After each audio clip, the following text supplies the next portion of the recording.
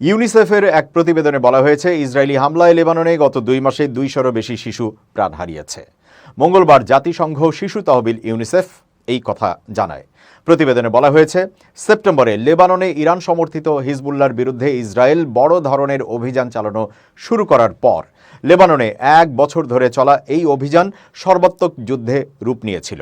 জেনেভায় এক সংবাদ সম্মেলনে ইউনিসেফের মুখপাত্র জেমস অ্যান্ডার জানিয়েছেন, 2 মাসেরও কম সময়ে লেবাননে 200-এর বেশি শিশু প্রাণ হারিয়েছে। তবে এই ব্যাপারে ইসরায়েলের বিরুদ্ধে এখনও কোনো ব্যবস্থা নেওয়া হয়নি।